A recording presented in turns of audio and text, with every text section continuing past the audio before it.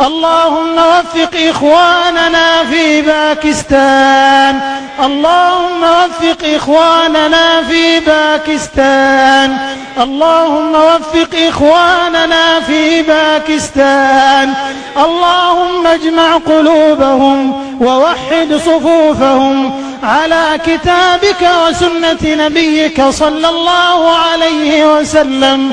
اللهم املأ قلوبهم بالإيمان والسنة، اللهم املأ قلوبهم بالإيمان والسنة، اللهم اجعلهم إخوة متحابين متآلفين على الخير متعاونين. اللهم ارزقنا وإياهم أمنا وإيمانا وسعادة واطمئنانا يا ذا الجلال والإكرام.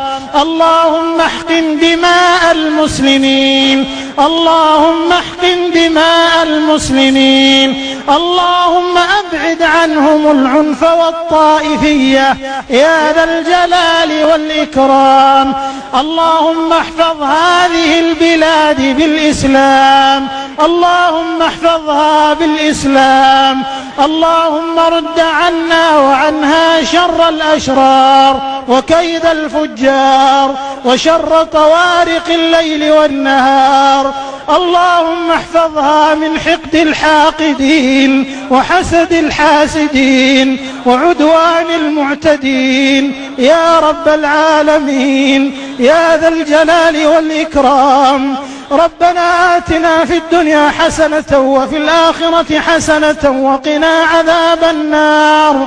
ربنا تقبل منا إنك أنت السميع العليم، وتب علينا إنك أنت التواب الرحيم، واغفر لنا ولوالدينا ولجميع المسلمين الأحياء منهم والميتين برحمتك يا أرحم الراحمين. وآخر دعوانا أن الحمد لله رب العالمين.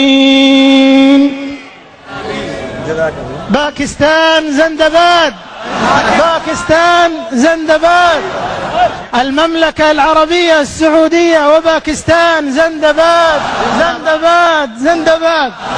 شكرا شكرا. السلام عليكم ورحمة الله وبركاته. पाक अरब दोस्ती